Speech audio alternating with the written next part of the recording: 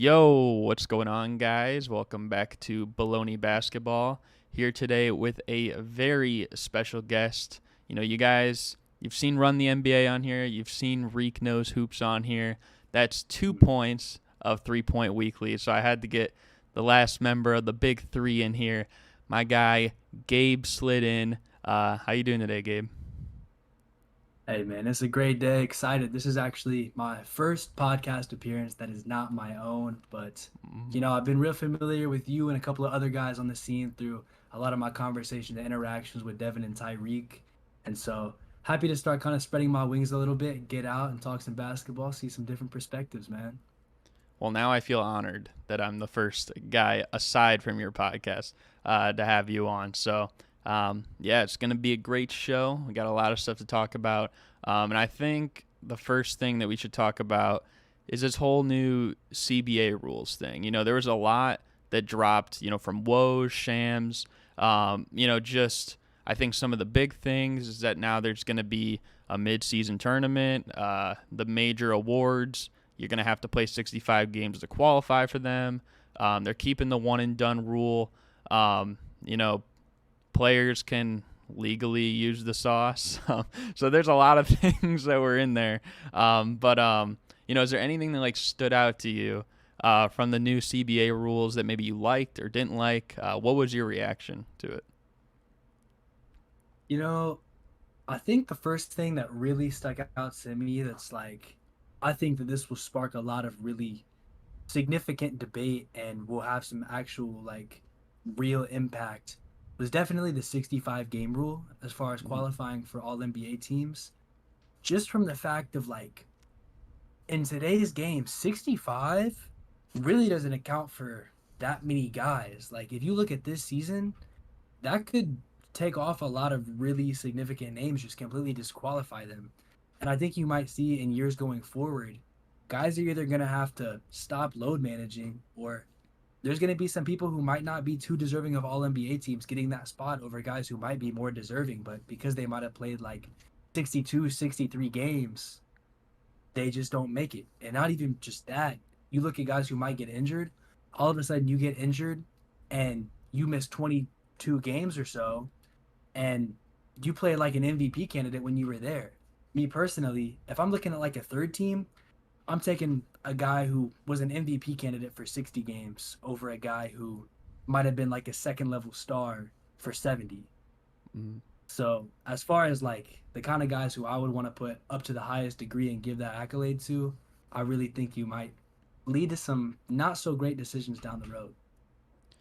Yeah, I kind of agree with that. I said personally, like, the way they should have done it if they wanted to do like a requirement for how many games you play is it should have just been the amount of games you need to play like to qualify for the scoring crown. Like I know it hasn't really applied this year because there's no one close to that. It's like Embiid, Luca, they've been kind of going back and forth for it really. But like I remember like last year, I think LeBron was in the hunt for like the scoring crown, but like one of the things that was held against him is that he didn't play enough games or something near the end, like because when they were basically eliminated, like I feel like you got to play enough games to qualify for the whether it's scoring crown or assist crown, steals title, something like that to actually get a nod for that because that's like around 57, 58 games, which that's a little bit more lenient. I feel like the one thing I will say is I kind of do like that the league didn't give into the players with the load management because, they easily could have been like, okay, you know what, like maybe we'll put like a limit of 50 games you have to play, but we're going to shorten the season down to 65 games. But then there's going to be still so many players that are playing even less games. Then we're going to see them for less time. So it's almost like they would have been giving into the players in that sense. And I don't know. I just don't agree with that. I feel like it would just keep getting like progressively worse as time went on. So I do appreciate them for that. This in-season tournament, I'm still gonna need to see how they actually structure it. But I never really was a fan of it before, like when they were talking about it for so long. So I don't really know what to think about that. But I don't know. It's just a whole lot. Hopefully, like maybe there's more like undisclosed details or something that haven't been revealed Because I know for so long they were talking about how expansion was going to be a point of emphasis, like in the new CBA discussion, and like we didn't see anything like when the new rules coming out just this week. So hopefully there's that, because I mean I'm sure people want to see like the Supersonics back in, or like a team in Vegas. I think that's probably the biggest takeaway that I was kind of disappointed with that I didn't see. Um, but I don't know. You got any other thoughts about the CBA rules? Yeah, I think just addressing a couple of the points you made, I do think that around that, like, I think the scoring title thing is around like 65% of the game, somewhere around that Mm, percentage, like 2/3 ish.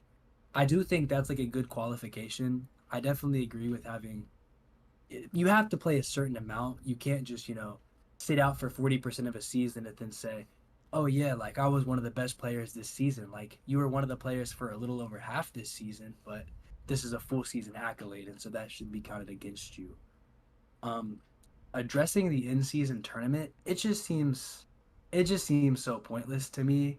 I feel like mm-hmm. there's something that they could have awarded there, maybe some sort of like draft pick, or maybe like the in-season tournament was kind of like the play-in where it's only certain teams, and it's like these teams can, I guess, battle it out, and maybe the winner gets like better draft odds or something of that nature.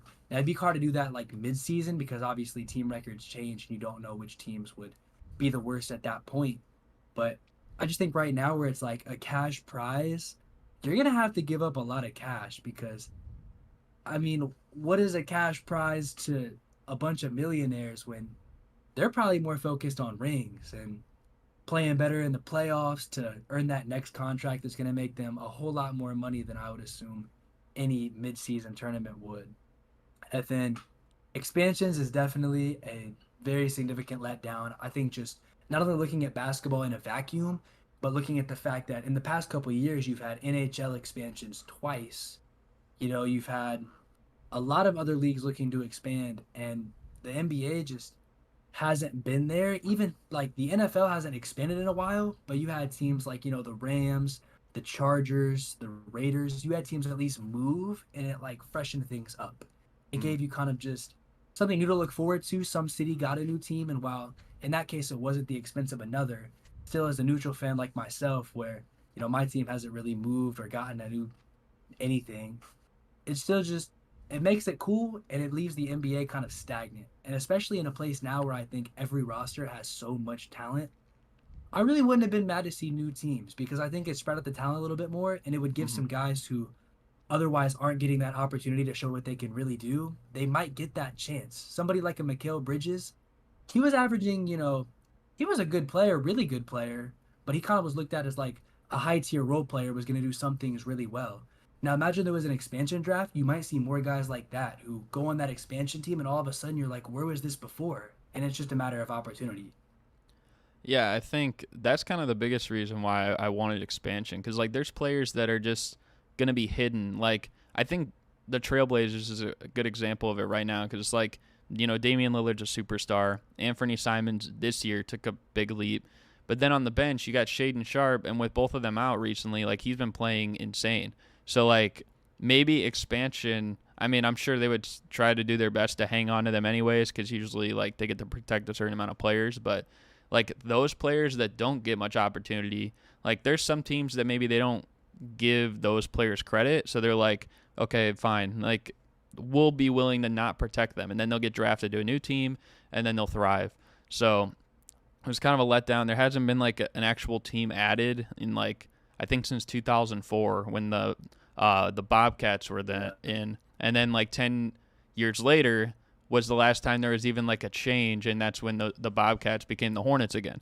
So it's been like 9 years, going on almost a decade since any change and or any additions or something like that. So I don't know. I just feel like personally they could do something there, but yeah, I don't know. If you want, though, we can move on and we could talk about LaMarcus Aldridge, who is officially retired from the NBA. A few years ago, it kind of seemed like this was the route, and then he kind of came back with the Nets, and everyone was kind of happy. They were rooting for him, but now he's officially calling it quits. So LaMarcus Aldridge, he was an all-star for, I believe, 6 seasons. I don't have it in front of me, but I believe it's 6 years. What do you make of his career? I think that when you look at the career of LaMarcus Aldridge, it may go underrated by a lot of people. Mm-hmm. Because, he came in 2006, I believe, and really came in during that prime of the power forward era. You had, Tim Duncan, who we later went on to play with. You had Dirk. You still had Kevin Garnett, who was doing really well still in that time period. A lot of really good 2000s power forwards. He kind of had most of his prime throughout the 2010s, however, and it really was like when big men weren't doing that great. But him in those Portland days, man, like as a scorer, I think it's like he was quietly like one of the top 10 scorers of the 2010s points wise, which is something that I still think most people don't know. So it's like he was getting buckets back on those teams with Brandon Roy, early Damian Lillard for a while. And then goes over to the Spurs, and I think those years will be even less talked about personally, just because it was right after Tim Duncan. Kawhi was the guy, but like those couple years when he got there to around when Kawhi left, he was playing some really good ball, and those Spurs teams were still great despite that old core of Duncan, Parker, and Ginobili getting older. LaMarcus Aldridge is really one of those transitional pieces that allowed them to stay good, and then even to DeMar getting there and having that little duo. Like, there was some good ball, and there was some highlights of that era, some fun times they had. And so, honestly, the fact that he got this far is honestly a bit of a miracle after, I think he had that heart thing going on a couple years ago, and it was like, oh, yeah, it's probably over. Just for him to be able to come back and be able to finish on his own terms, I think is a really powerful thing. I think it's just like hey, I'm going to say when I'm done. They're not going to tell me when I'm done. Now, he was definitely close to falling out of the league, became a veteran minimum guy, was not getting the most regular minutes, especially in crunch time. But still, the fact that he was able to stay in the league and really finish it out the way he wanted to, really good shout to him. And I hope people remember him, man, because he was a little bit after that prime era of all the power forwards people talk about, but a great player, great post scorer in his prime, and somebody who I don't know if his jersey will get retired by the Blazers. Probably not by the Spurs. He was only there for maybe like 5 years-ish. But if it is, good shout to him because he gave him a lot of good moments. And I think really like what made his career like from the jump is also similar to how it ended, where you said like ending on his own terms, where it's like I'm not gonna give up or anything. Because you think about early in his career, it's like they drafted Greg Oden first overall. He had so many injuries. They had Brandon Roy on their team. He was kind of the franchise guy, and then he had so many injuries.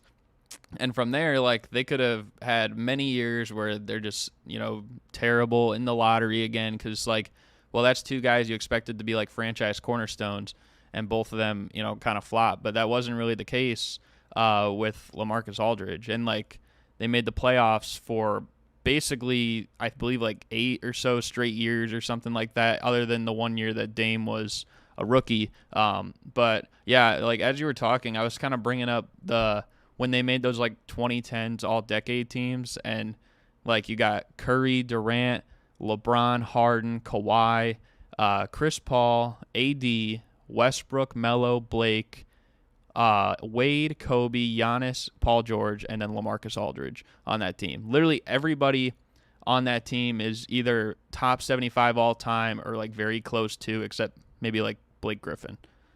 So that's like an elite class to be a part of.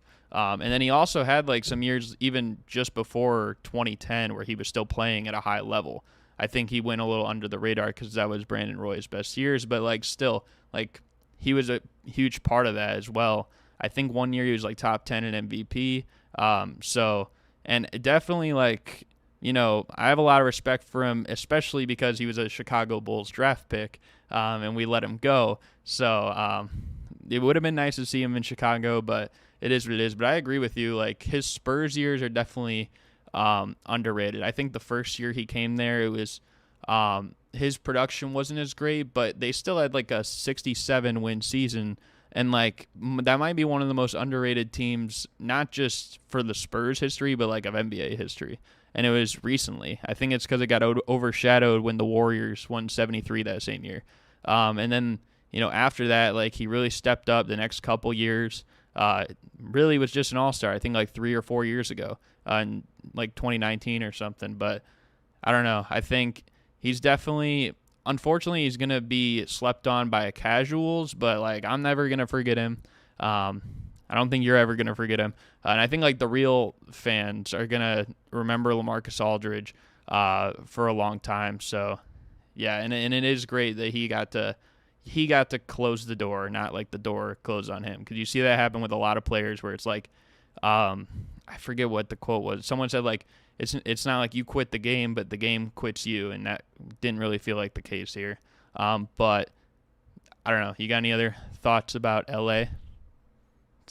Yeah, man, I think just an underrated legend, and I hope his retirement maybe it'll spark something within the Trailblazers because, as you were mentioning, like, oh, Greg Oden had these injury issues, and so did Brandon Roy, and they kind of rose up in this new little era with, LaMarcus Aldridge and later Damian Lillard as a part of that core.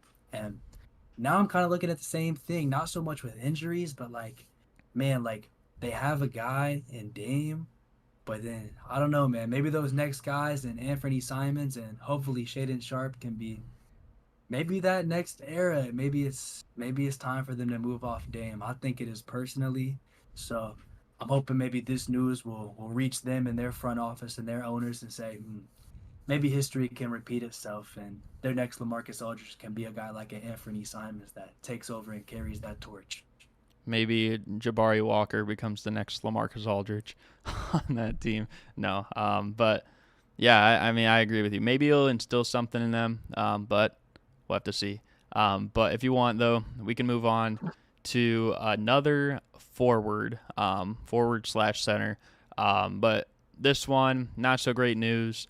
Getting surgery, actually, I believe, got it today, and that is Naz Reid. He's expected to miss 6 weeks. And he's been playing really good for them. This season, Cats missed a majority of the year. I know he just came back, but you got that, and then you also got Rudy Gobert, who hasn't had the greatest year. Probably in the last 5 or so years, it might be his most underwhelming. So losing a guy like Naz Reid is definitely tough. The Timber-Wolves as a whole just haven't really been too great. They lost. I know the Suns are kind of back, and they're playing really well, but they lost to them. They blew a game against the Lakers where they had a big lead, and then they lost to Portland, who we were just talking about, and like they've basically shut down everybody.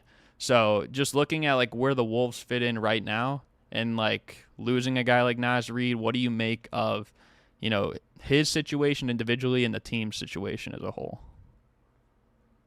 Hey man, it might be panic time real soon in Minneapolis. I'll say, as far as from Naz Reid's personal perspective, I believe he's set to be an unrestricted free agent this season.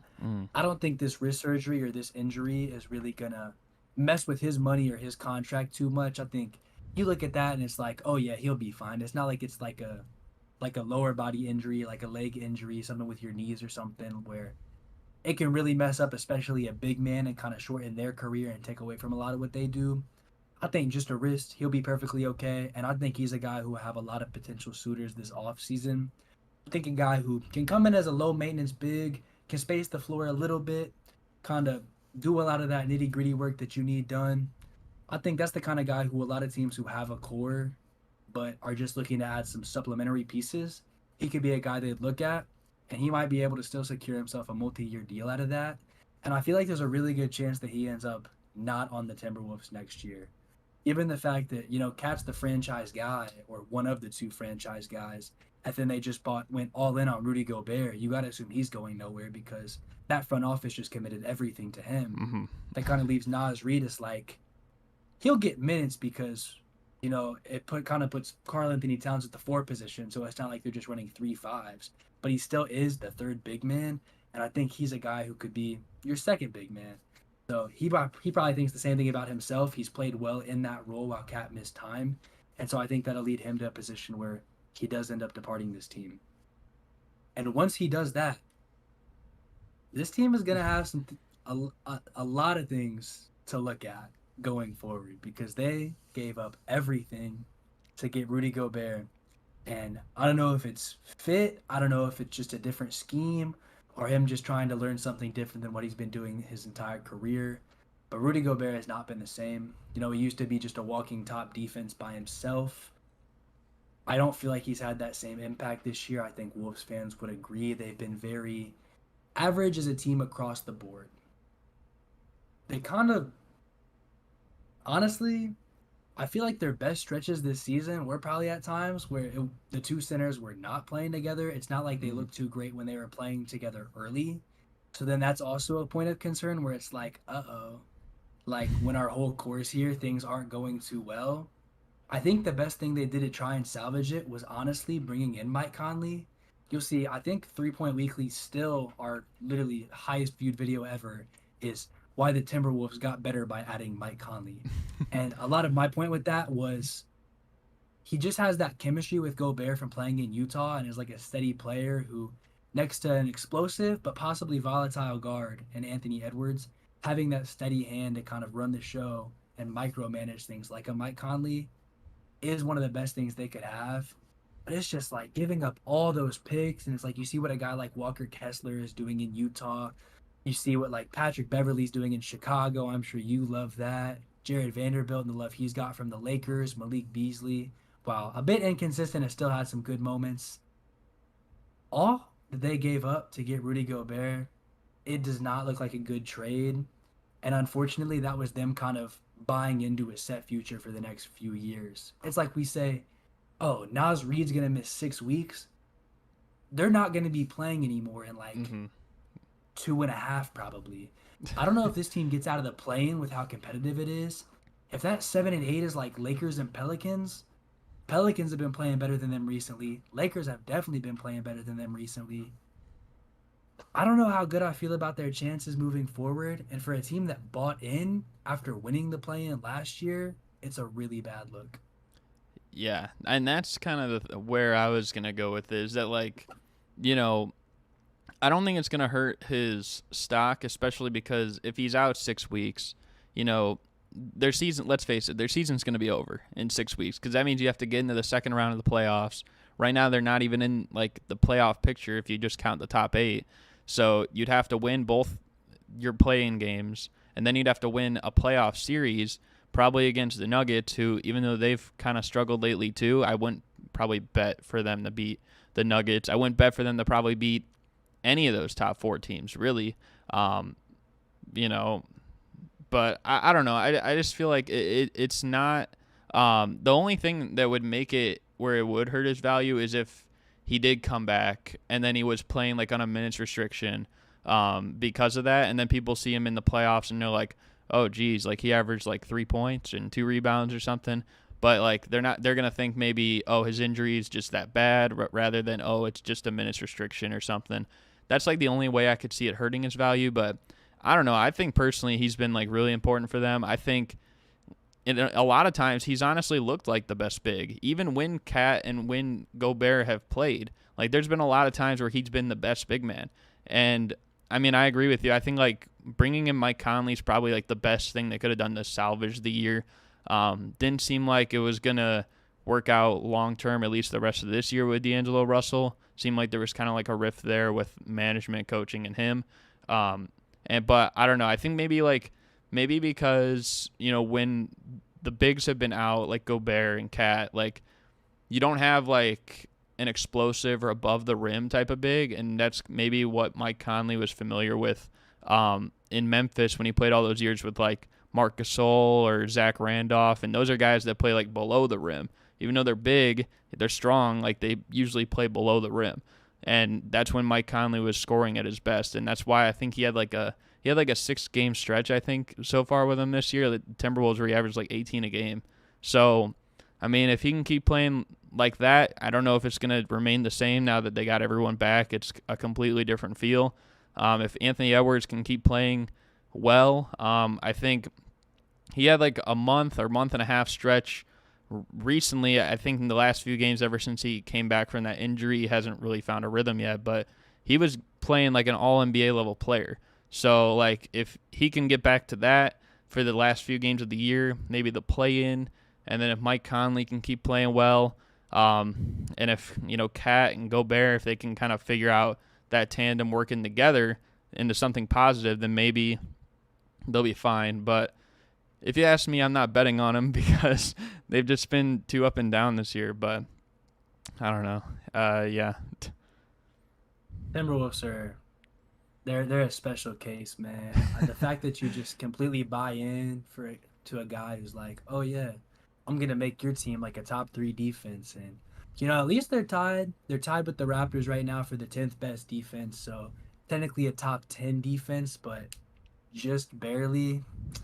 I don't know, man. I just this team does not give me a reason to trust them, especially because Rudy Gobert gave you a great defense, but he gave you a great regular season defense that then kind of got exposed in the playoffs. Mm-hmm. And a lot of that, like, prior could be kind of queued up to, like, oh, like, the pieces around him are just terrible. Like, it's just free, like, blow-bys. And so it's all on him. But I don't know how much I can let it slide forever. So it's like, if they look really bad defensively in the play-in / playoffs, that's just going to look terrible for him. We already know Cat's not all the way there on the defensive side. From a defensive standpoint, like, that might just be sad in the front court. So yeah, I think the Kyle Anderson game-winning shot against Portland kind of summed up their season. I don't know if you saw that, where he shot it like over the backboard. So yeah, it's a Kyle Anderson, man. Slow-mo. But yeah, if you want, we can move on here. We can talk a little bit about a couple California teams, but we'll start with the Golden State Warriors.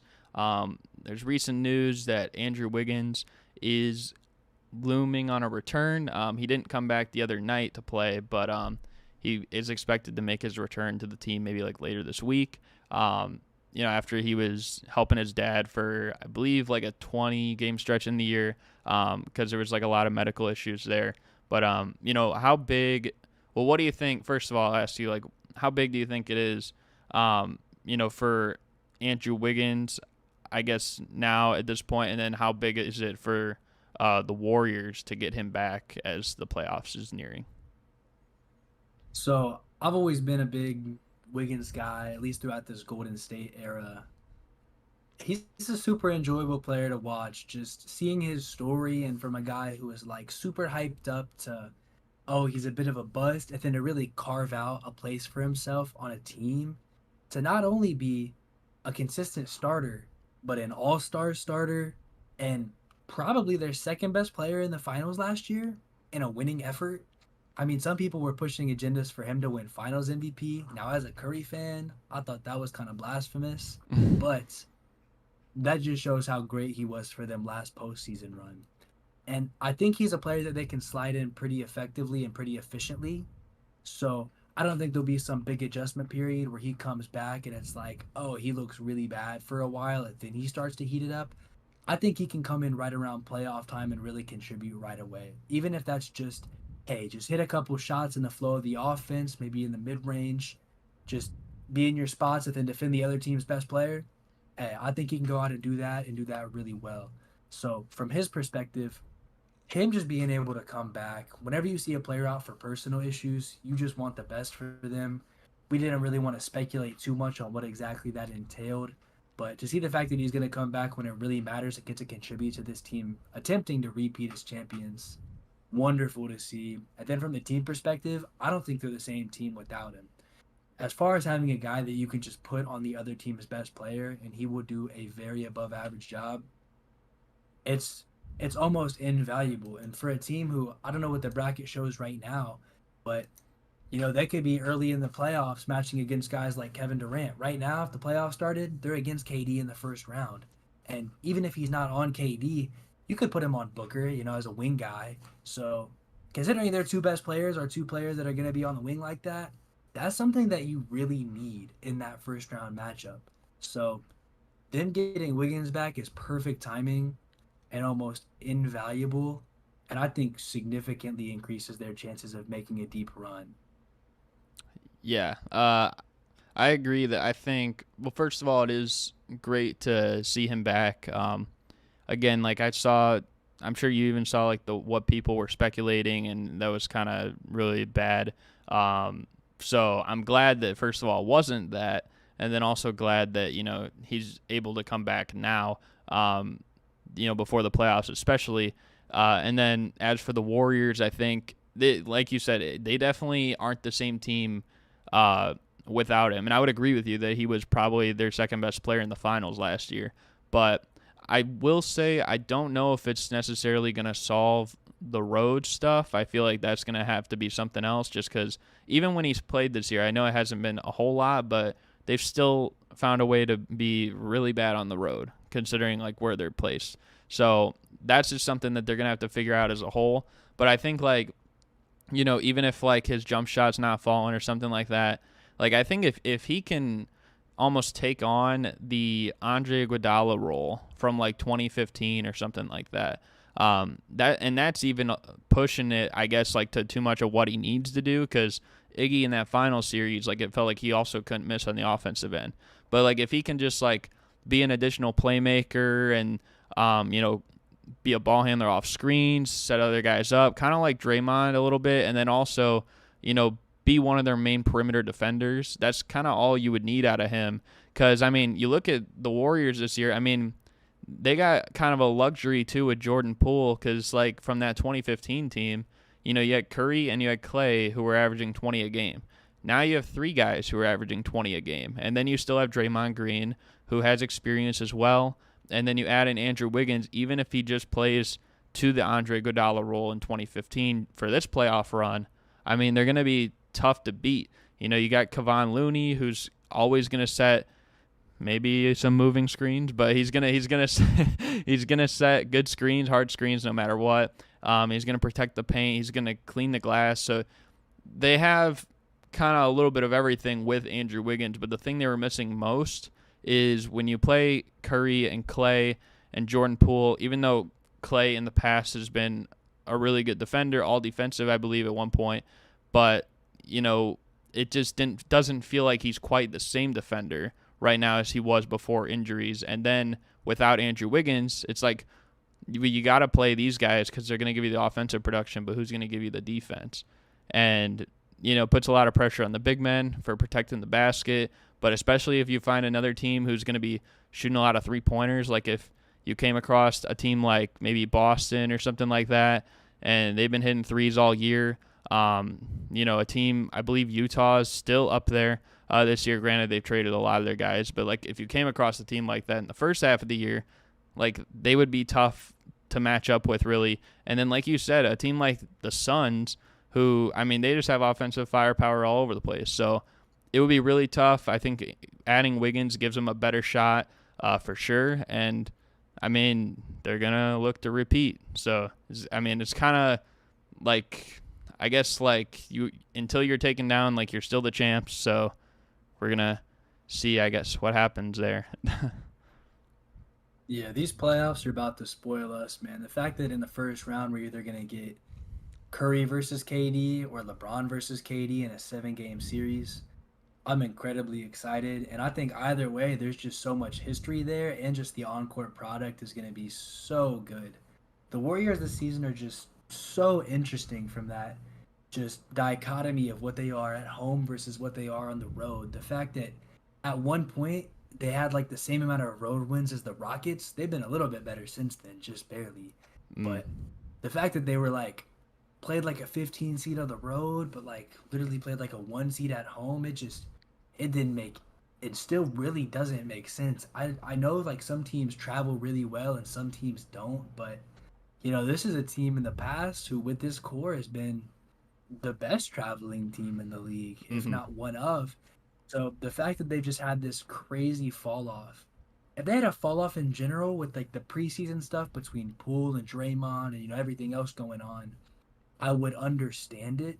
But the fact that it's only on the road is just so strange. I think I like to give this team the benefit of the doubt because they're so experienced, and I'd like to think that they can go into the playoff series and they can steal one. I think they've been so good at home that it's like, if it goes 7 games, I think they can win their 3 at the Chase Center. And it's just, at that point, it's just stealing 1 out of 4. I think I trust enough in Steph Curry and Clay getting hot for 1 game. Draymond just elevating himself in the playoffs and Wiggins doing what he does. I trust in them enough to be able to get it done, but it's also like if they end up as the 5 seed and they face the Suns, I don't know if I can pick them because the Suns might be my favorites to come out of the conference. So it's a very interesting matchup and a very interesting case study of what they've been all year. Yeah, I think I was actually checking this about a week ago or so, and I think the last time that a team won a title and they were below 500 on the road was like 1978. So the last, think like 45 championships have all been better on the road, like have more wins and losses, and the Warriors are not even close to that. So that's the biggest concern I would say about them, especially because like I believe now the Suns just clinched the 4 seed. So if they make the playoffs, they're gonna be at best fifth. They're gonna have home court or they're not gonna have home court advantage for what you would expect is 3 straight rounds. Now they'd have to hope like all these upsets happen, I guess, like to give them home court advantage other than the first round, but you're still going to have to get through at least one, and they've just been so bad on the road. So that's the biggest thing I'll say. But I don't know. If you want, though, we can move on here. We can progress to the other side of Cali in Los Angeles, and that is the Los Angeles Lakers. At the time we're recording this, I believe they've won 4 straight. They're looking to make it their 5th because we're recording this on the Battle of LA day. It's been so hyped up.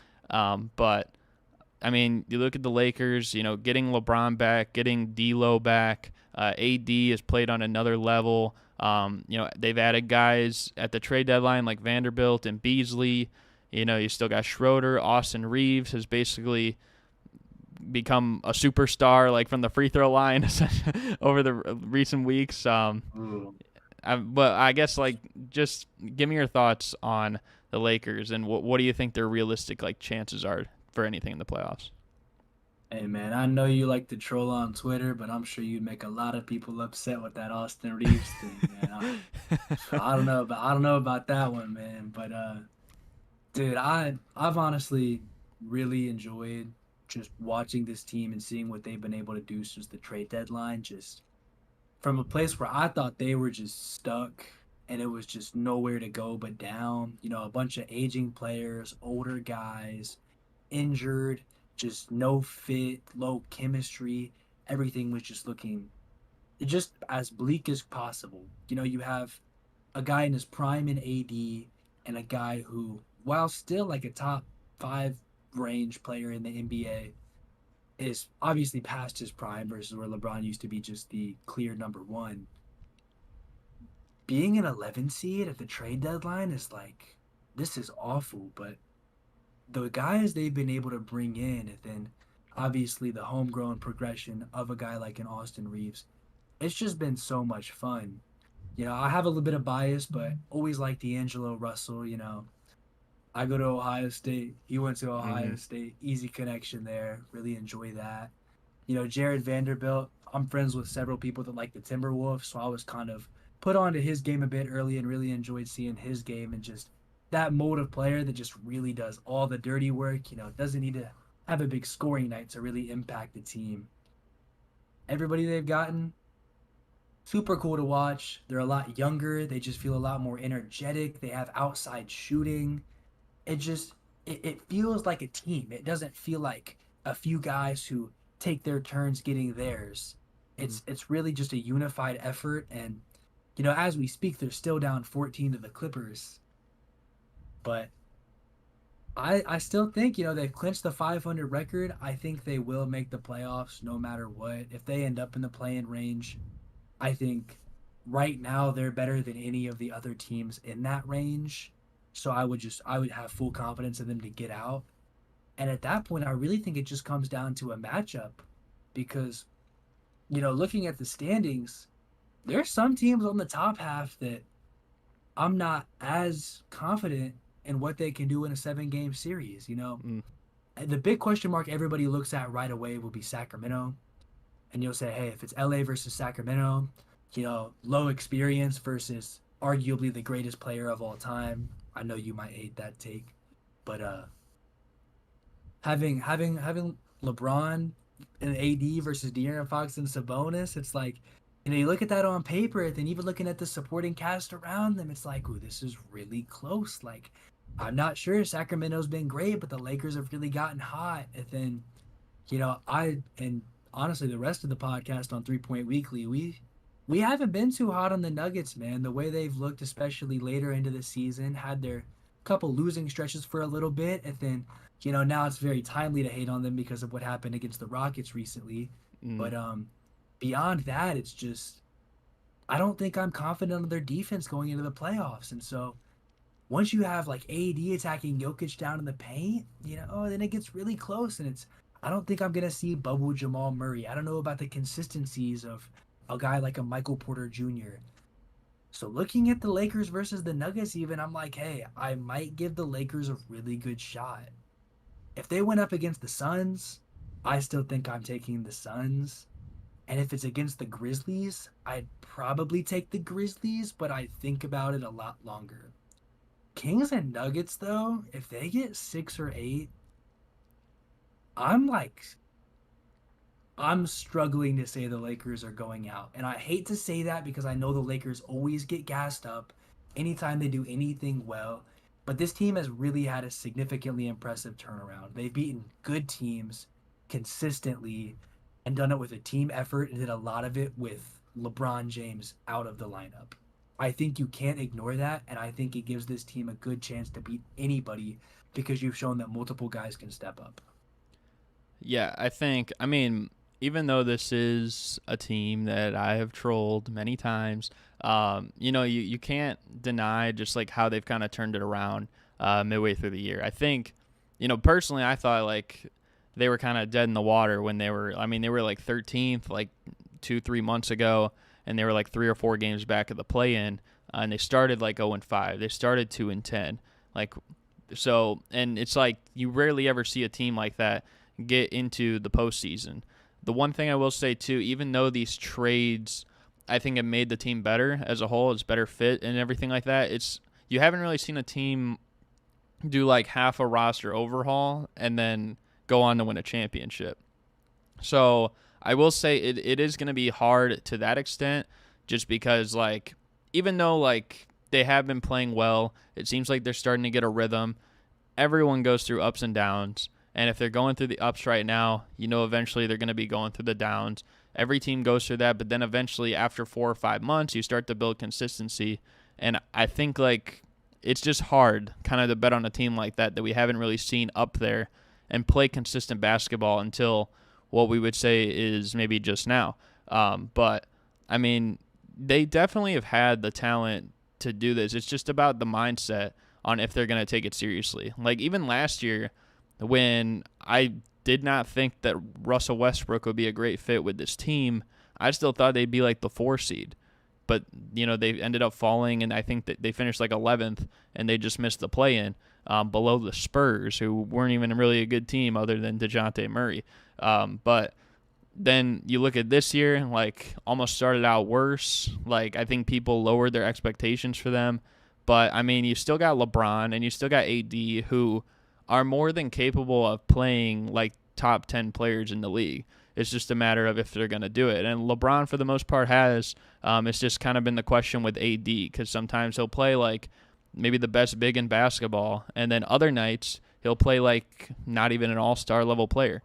And then now it just seems like they have a better fit of guys around them, but at the same time, it is still just so hard to bet on them as well. I actually feel like, I know you said the Nuggets and the Kings would probably be the 2 best matchups. Based on like what we saw in 2020, I can understand the Nuggets just because, AD and Jokic, that matchup, it was pretty favorable to AD. Of course, Jokic is a better player now than he was then, but at the same time, it's still going to be hard for that, hard to overcome that, and I think they split the season series too. So, it could definitely be a tough one for the Nuggets. But I don't know. I feel like personally the Kings would be a tougher matchup than the Grizzlies for the Lakers. I know that they have Sabonis and they don't really have like a guy that can lock down AD, but I don't know. I just feel like they got such offensive firepower. They've been the most consistent team both at home and on the road this season. If you look at throughout the rest of the West, there's no other team I don't think that's above 500 on the road except for maybe whoever wins this Battle of LA right now. I mean, if the Clippers, I think they have one more game in Portland or it's in Phoenix or something like that. But I think both those teams are like right around 500. But the Kings are like 11 games above 500 on the road. So it's like a noticeable gap right there. I don't know. I just feel like it'd be tough. And then, like you said, the Suns, it's going to be tough to beat them just because they almost seem stacked, right? So it's definitely going to be a challenge. I will give them credit, of course, because I didn't think they'd even push to get into this spot. I thought that they'd probably find themselves maybe where the Mavericks are right now, even if they started putting it together. But they didn't fold and they won some big games, and now they're in the playoff mix. Probably will make the playoffs, but it still will be hard to see how far they go. But I don't know. You got any other thoughts about the Lakers? Yeah, I think that Kings matchup is just I think it all just comes down to that question mark around experience. And I know some people buy into that more than others do, but to see the thing that the Kings have done this season, just especially now that you mention it, that road record, they are scary, man. And they play as a team, they play together. They've got a star in the backcourt and in the front court. They've got a great coach. It's just that would be a lot of fun. I think whatever first round matchup the Lakers get, it's gonna be a ton of fun. I think that half the reason I'm so high on the Grizzlies is just the competitiveness they showed me over the past couple years. Them really. I didn't go seven, but it was a really competitive six against the Warriors. Them last year and this year, still being able to play really well with or without John Morant in the lineup. There's just a lot for me to like on the Grizzlies, from Ja to Desmond Bane's ascension to Jaren, especially recently. Just not only what he does on defense, but his scoring numbers have been outlandish recently. They give me a lot to like, but so does every other top team in the West, man. It's when I look at my contenders across the league, it's like the only team in this whole conference who I have on like Bucks Celtics tier is probably Phoenix. Beyond that, all these other top West teams are super close for me in that like kind of tier two, tier three contender. It's such a close race, and I think it'll be so interesting and such a fun playoffs once we get there. Yeah, it's really interesting too because like the 4 through 7 seeds right now between Phoenix, the Warriors, and then Lakers, Clippers. Like those are probably the 4 teams that have like stars that have the most experience with getting deep in the playoffs. These top 3 seeds with Denver, Memphis, and Sacramento, we haven't seen that, and that's why I feel like it would be such an interesting playoffs. Just because it's like a weird mix of them where the experienced guys are like lower seeds, and kind of the new guys per se are the higher seeds. But we kind of just talked about the top 3 seeds and the next 4 seeds, but there still is one more team that's sitting there at that 8th spot currently, and that is the New Orleans Pelicans, who, as the time we're speaking, they just got a huge win against the Memphis Grizzlies in overtime. I just checked that score not too long ago, and they were getting beat. I'm like, they're probably going to lose this one, but they just beat Memphis. That could be a first round matchup maybe. But they're still playing really well. Brandon Ingram. I saw someone saying like I think Brandon Ingram leading the Pelicans to the playoffs is almost going to become a yearly tradition at this point because he kind of did it last year. CJ has played pretty well lately, and of course, they've done this all without Zion. Also recently without Jose Alvarado. I don't know if he played tonight or not, but the point is they've been missing key players, especially Zion, and when they had him, they were the 1st seed. So, you think this team, they might be getting him back maybe before playoff time or during the play-in or first round or something like that. What do you think of this Pelicans team? Just the way that they're playing right now with their confidence and their chemistry, and if they do get Zion back, how scary do you think that they could be? I think my big thing with the Pelicans all season was they started really good, had Zion. They were in like a 1 seed position, I think maybe early December, Mhm. somewhere before the turn of the new year, but like a decent amount into the season because we all know the Jazz had that like insane run to start the year. So Pelicans were a bit after that. But after Zion went out, I was really surprised that they were as bad as they were for as long as they were. It was like they were really good and then they were terrible for a while. And looking at the team without Zion, I mean, you have a star level player in Brandon Ingram. You have a great complementary guy in CJ. And then you had a lot of other really good pieces. A consistent guy in Valanciunas at the center spot. And then, their just whole fleet of young guys they had around that roster. There was just a lot of really good things. And a lot of it they brought back from last year when, they got out of the play-in and they took the Suns to 6. And I know the Suns like completely flamed out and kind of looked like jokes at the end of their playoff run, but that's still a 1 seed.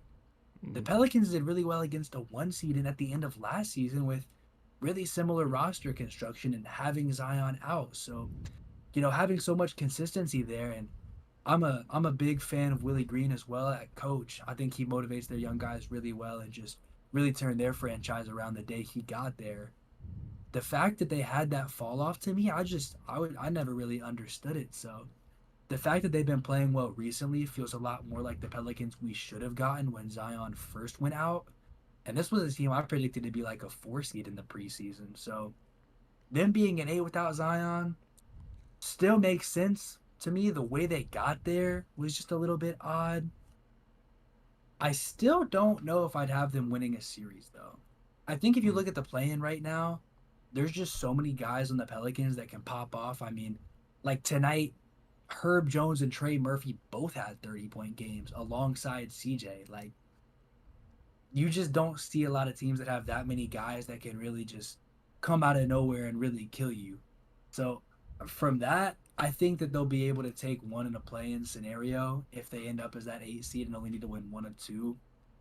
It's just being undermanned without Zion. I once again, just like last year, don't think it's enough to take down a top seed.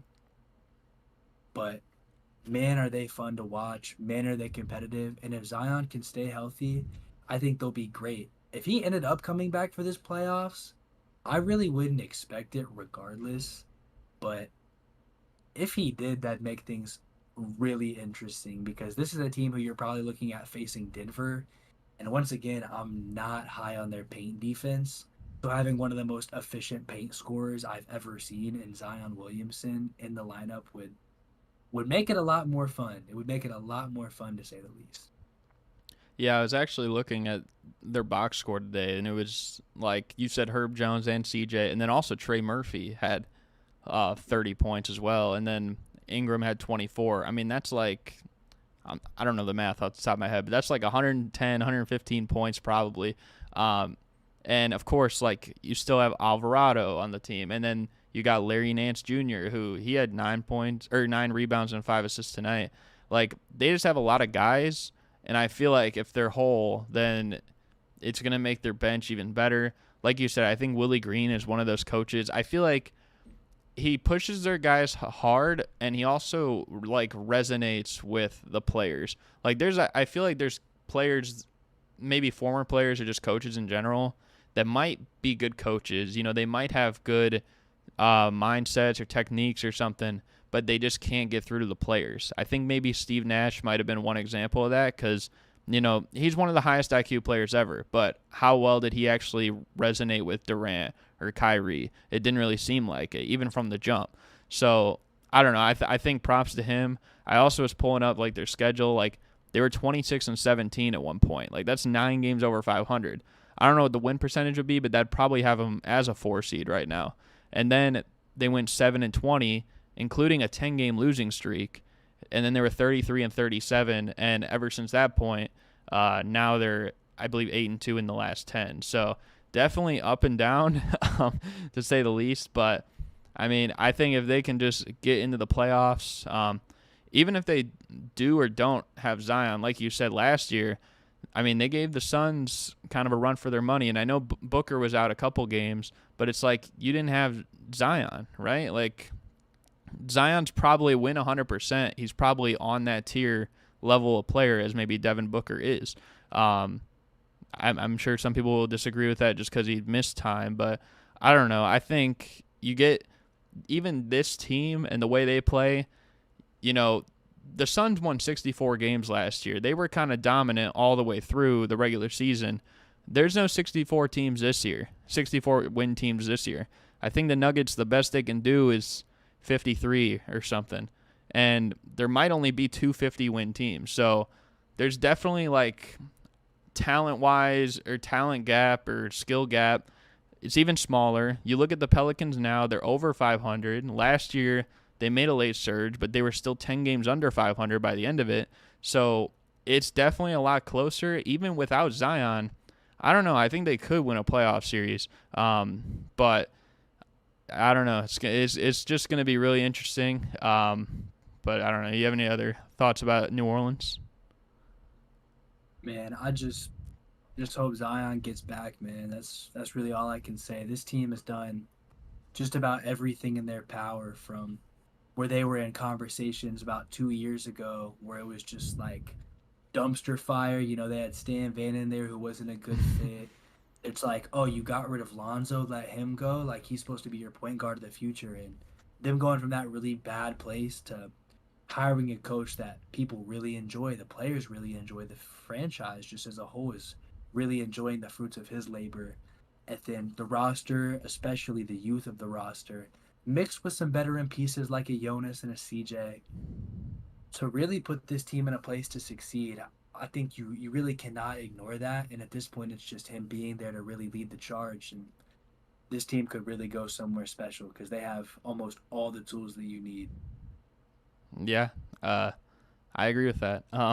But yeah, if you want, we can move on to the little mini game we have here at the end. I know you're excited for it, and that is the NBA Charades Game. So I'll explain the rules for you because you wanted to be surprised, and also all the people watching right now.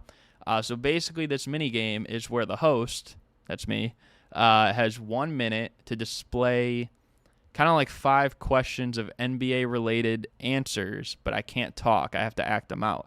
Only in the form of a charade for the contestant, that's Gabe, to guess upon. So you'll get 10 points for answering a question correctly in less than 5 seconds. You'll get 5 points if it's less than 10 seconds, 4 points if it's less than 20, 3 points if it's less than 30, 2 points if it's less than 45 seconds, and if you get it within the 60 seconds, you'll get 1 point. If you don't get it at all, you get no points. But so I guess overall there's a maximum of 50 points. But I don't know. You got any other questions, or should we hop into this? I'm a bit scared, man. I wish there was a bit of a trial run so we could see how this goes. But man, I think it's time for me to be confident in my abilities. I'm gonna have to say that we're gonna have to get into it. And I'm just gonna have to succeed because that's how we're built around here. Yeah, you are the first person to go, so there's no pressure, I suppose. I gotta also take these out. I was kind of dumb and I had these in here, so hopefully this doesn't mess up the audio. Can you still hear me? Yeah. Okay, good. Yeah, I'm going to unplug this. Let me get the timer ready. So I got 5 things. It could be a current player, a former player, a team, or something related to the NBA. But are you ready? I guess I'm as ready as I'll be. Okay. All right, I guess I don't have to stand up for this one, but okay. I'm going to put like a minute, 5 seconds, and then I'll say go, and I'll start acting it out. So here's the first one. 3, 2, 1.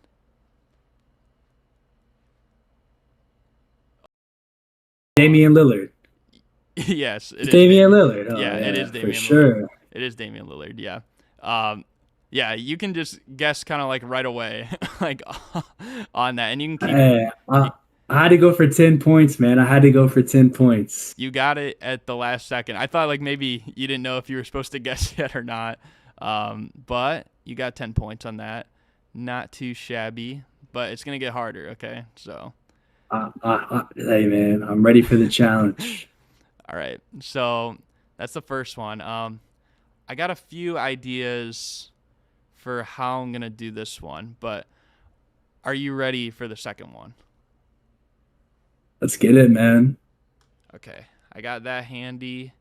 I'll count it down again. 3, 2, 1.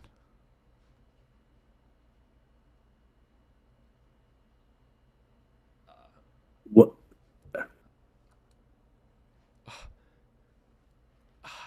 Wait. A pen?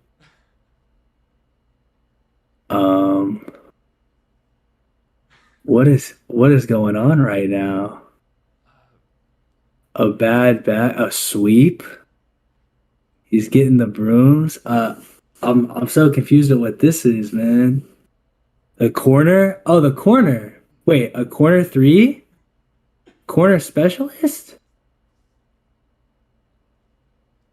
I'm seeing like a box, like a corner, man. An old man. He's like walking around with a cane.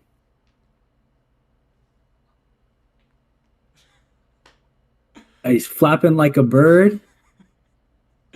Oh man, that one was so hard. I'm sorry. Okay. The I correct thought it answer. was a corner three for sure, bro. You like made a box and you were like, it's the corner. I was trying. So you were kind of right when you said old man, but then I tried like flapping around, like trying to like be girly or something. Cause like an older like woman, like a grandma, like it was grandmama. It was Larry Johnson. I did this because in a playoff game, he did this once, like after he hit like a clutch shot or after they won a game or something. But I don't know. Maybe that's on me. That one was hard I to. promise you, no, I promise you, there's a 0% chance I was ever guessing Larry Johnson in charades. Okay. Well, we'll see if and the purple the pen. I was trying to do like purple and like monster like Space Jam. Like he was the purple monster in Space Jam. That one was kind of hard though. I won't deny that. But okay, you still got 10. You still got 10 points. I probably looked so stupid when I was doing that. But are you ready for the third one? Man, if it's as hard as that, I don't know if I'll ever be ready. So I guess we're gonna have to go. I think you'll get at least one more of these, maybe two. And if you get it early, you get more points. So we'll see. Let me see. I got like notes for how I want to like describe these things to you, but okay, we'll see. All right. Ready? 3, 2, 1.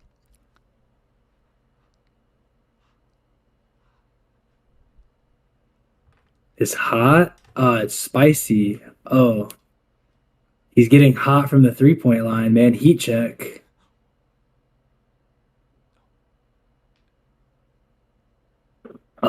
He's pointing at me. A heat check 3-point shot, man. Steph Curry from the logo. I don't know. No. Spicy P? Pascal Siakam?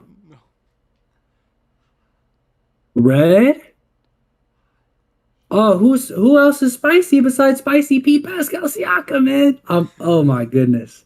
I'm getting exposed right now.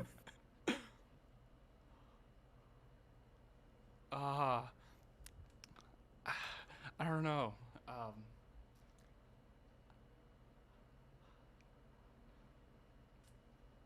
I don't know. Michael Jordan with the tongue out, man. Michael Jordan No, with the tongue out. no. I was trying to be like hot, hot. I thought that would give it away. And then you said heat check. It was the Heat, the Miami Heat.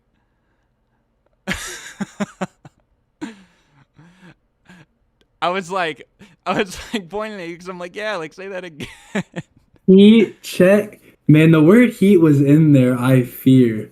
I fear I might have said the word that was the answer. I don't know, man. You did say heat check, but you didn't mean the Miami Heat, so I don't I, know. you're See, I don't think I can take credit for that one. I gotta take that L on the chin. That was That one was tough. I fear I got exposed. I think you'll get this one though. You'll get number 4. I'm confident. So, are you ready in this one? I'm ready. I'm ready. Okay. 3, 2, 1.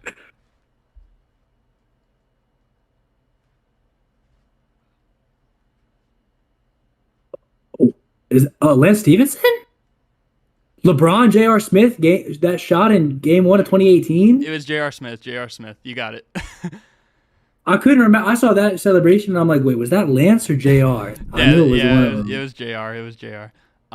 You got that in like, I was like 2 seconds late, but it was like 14 seconds. So you got that in 12 seconds. Look at me. I don't even remember how the scoring works. So that is, you got 4 points for that one. So that's not bad. Yeah, I figured that would probably be easiest. But yeah, I knew you'd get that one. So that's 4. Now this last one might be tough. It's gonna be kind of tough, but we'll see if you can get it. Are you ready for the last one? I'm ready. I gotta get this, man. I gotta. Okay. All right. Ready? 3, 2, 1.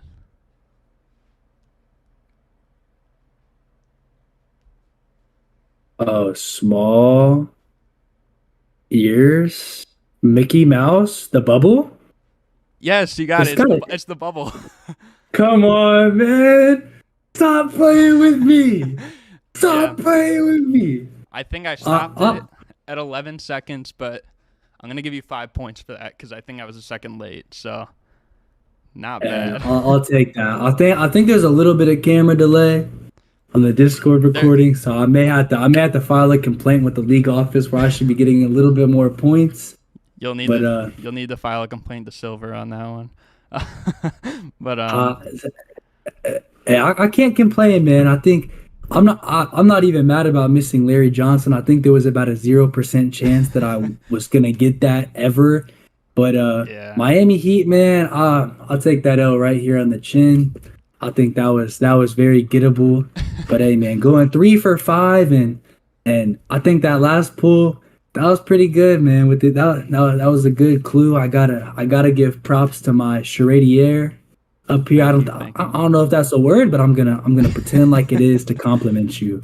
So hey, we couldn't have done this without the team effort, man. For sure. I tried my best with Larry Johnson. But I don't know. That was a tough one for sure. But I mean, you did get 3 of 5. I mean, 60%. A lot of places, that is passing, right? So, just barely. Anything that makes it through, but yeah. Other than that, though, hope you had fun with the charades. But I think that's gonna do it for us. Hope you guys enjoyed. Thank you guys for watching. You got any final thoughts? Hey man, it was a joy to be on. Shout out to Super Mario Hoops for having me on the show, man. All I gotta say is you might have to watch out with some of this Twitter trolling that you've been doing, man, because I will have the reaction memes in store. And one day, when you least expect it, I will have to hit a nasty ratio on you. But it won't be with Kurt Pepper, huh? I was not with Kurt Pepper, but just one day. If you say something about Steph Curry, again, it might be over. We'll see. But yeah, appreciate you being on. I thought it was a good show. And again, hope you guys enjoyed. Thank you guys for watching. And we're out. Peace.